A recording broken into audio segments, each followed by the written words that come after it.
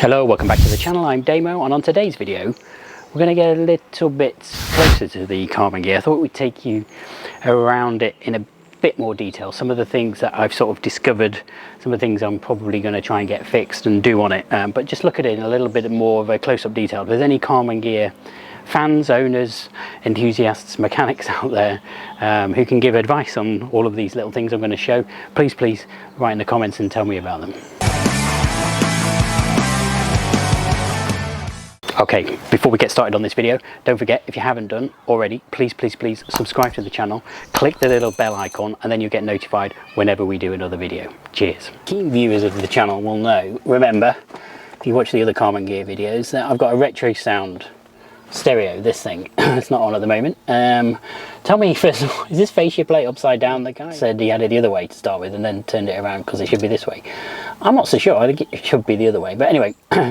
What I want to try and do, there must be a USB connection on it. It's got Bluetooth, but I want to run a USB from it so I can A, charge, and B, play through it. So that's kind of what I'm going to look at now. Let's see what it looks like behind the bonnet. It's under the hood.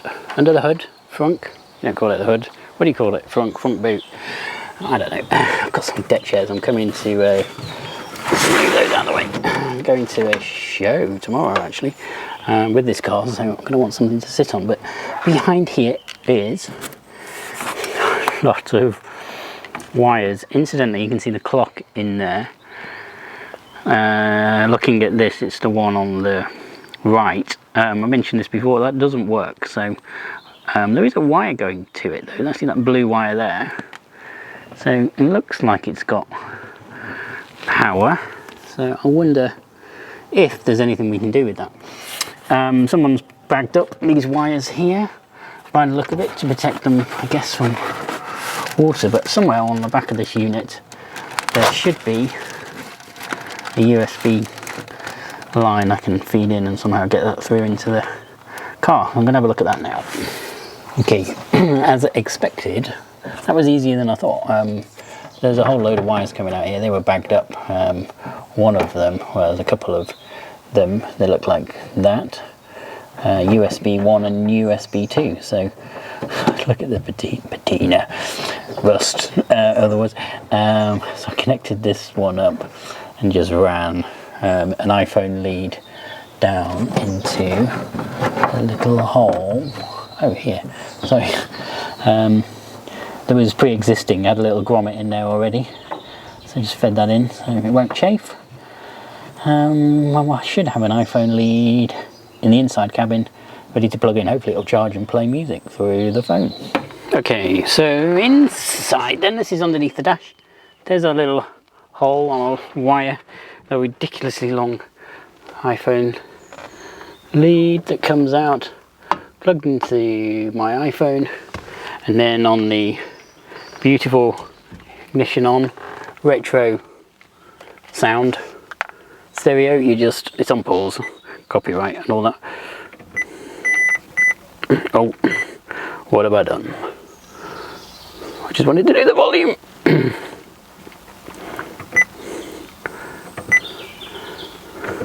Oh, got all these settings. This wasn't meant to be a user guide on RetroSound, but that's how you can change the different sounds. Mute, pause.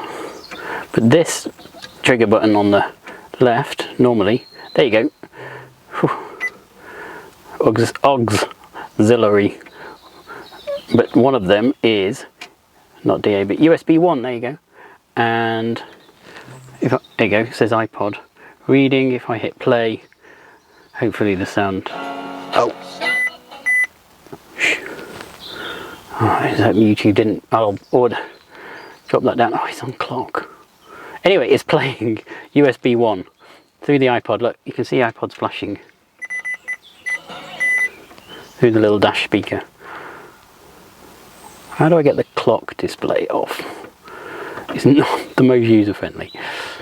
Anyway, there you go. Job done. Okay, one of the other things I need sorting at some point is these door hinges are knackered. The screws in them are a little bit short. Sorry, I can't get them in the door very wide. I've got the part next to another car. The screws in them are shot and the check strap is obviously shot, and they don't really align and close particularly well either. I think I might outsource that one to someone else and try and get it done better if possible. I don't fancy sort of having a go and trying to getting it wrong. Okay, a couple of bits in the footwell. Something I have made better, did make better this week. It was the accelerator pedal. I hadn't really noticed this until I kind of pulled the mats away and a little bit more of a look.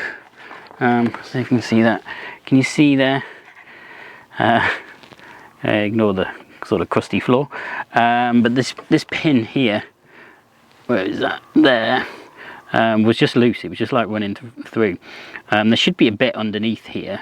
There's a two sort of grabby things. Let me see if I can lift this up and have a look. There. It's a bit of a mess. Anyway, new pin, new spring, which will hopefully sort of retain that accelerator pedal in place. You don't want that coming off. It just sort of leans on a roller on a pole. Rhd Karmann Ghia owners and enthusiasts will know all of that. The brake pedal, if you really have a look at that brake pedal, it's leaning right far forward. Not sure what to do about that, if I'm honest. Needs fixing for sure. If anybody knows what to do, the best thing to do, how to go about sorting that out. Does it look like the metal's bent? Is it just an alignment thing? Does it just need to be pulled in a bit to there? Seems to be a bit of travel. Is it just the spring at the bottom that's out of whack? Tell me, let me know. Great to get up close with this. It is a UK right-hand drive car. These are the floor vents. You can see they're a bit rusty, but you do get a little bit of something out of that. I dread to think ultimately what the situation overall is with the floor pan, but you know, it's been held together over the years and still carries on. So yeah, I have a question for Rhd Karmann Ghia owners. See this? They call them bamboo trays. They're often made of bamboo down here. It seems very old. It seems very yellowed, tobacco stained. It seems very old. I was wondering whether it was original, but I can't imagine it is, and I don't think they ever came with them. Correct me if I'm wrong, somebody. Anyway, it's so old it sort of blends in now with the patina of the car. You can see here let's focus on there if I can get it in. This is the pole for the front. It's out at the moment, but I just like the fact that all of the is it Bakelite, whatever that is made of, is just a bit sort of cracked and aged. Same here with these are for the flaps for the heat to make it come out at the top. You can see as well someone somewhere along the way in its history it's been repaired. The keyhole is sort of out of alignment as well, but you know, it's part of, I say this word a lot, patina, the history, the story behind this car. It just sort of is what it is. It's been patched up to make it work and functional and kept going on the road, which, you know, I don't know, it's quite nice. It's not a garage queen, is it? It's used. It's been used. It is a shame this horn doesn't work, because I think the steering wheel is lovely. It'd be great if this horn button worked, but there you go. Focus on that. Also, while we're down here, you can see here's a fuse box, and they use they're all the same ampage, torpedo style fuses. Again, all of this is kind of a new experience for me. Anyway, one of the rear tail lights was out, so when you pull the light switch here, the right rear tail light was out. I tried different bulbs. I didn't bother even trying to see if there was a power going to it. I just checked the fuses after looking up, finding the electrical diagram online, and yeah, there was a fuse blown. Not sure what's caused that, but again, old car, replaced the fuse, it fixed it. Actually, there should be a cover on that is there, that I just need to pop on. Also, you can see here the sponge, this door handle on the driver's side anyway, the passenger side is okay, is a bit knackered and has been sort of taped up. This is a sort of thing where I'm like, do you replace this, or I'm like, it's been patched up. It's part of the car's patina again. It's you know, it's part of its character. Do you just leave it like it is? I think I am going to leave it like it is.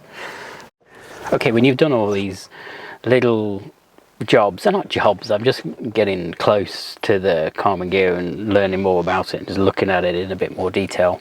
I find it satisfying because I like cars. Yeah, just seeing all the bits and pieces of it, the different bits of work that have, but the evidence of work that's just been done in the past, the sort of history that comes with this car. It's you just don't get that in modern cars, so I find that quite refreshing. But after you've done all of that, there's no point in having a car like this unless you're going to go out and drive it. So I'm going to take it for a little spin. Put it in neutral. Hopefully it'll start. Oh, there you go. Make sure that red generator light goes out. It does. Spin around the block. The thing with the 3-point harnesses is they reel back on down below rather than at the top, so it is a bit funny to kind of get used to that, because you have to kind of, they don't tighten from here, they tighten from down below. There you go. Right, down. Oh, come on. Down and, sorry, left and down for reverse, foot on the brake, and we will back it up. Our camera might tip in a minute, it's not very sturdy, haven't got the mount. Brake's a bit creaky, check. We're not going to run anybody over.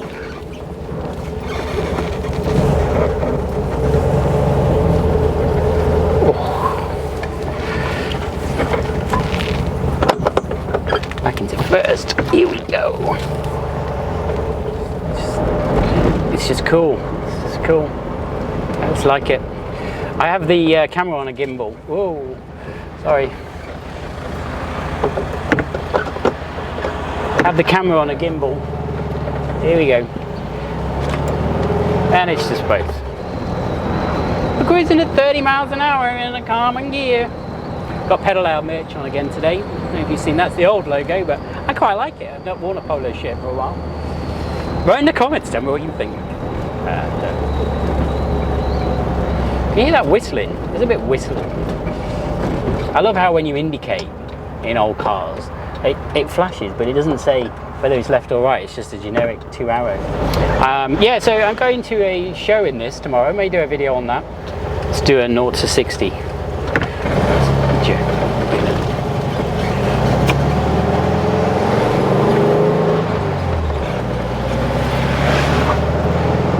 a 0 to 10 whistles. Okay, that's it for today's video. If you liked it, please give it a thumbs up. Write in the comments, as I say, if you're a Karmann Ghia enthusiast and you've picked up on something while I've been videoing this car, and you're like, oh my god, you need to do this or change that or look at that, then please write in the comments, tell me. Give it a thumbs up, as I say. Don't forget, if you haven't done already, subscribe to the channel. There'll be more Karmann Ghia videos and the usual car content. Thanks for watching, guys. See you again next time. Cheers.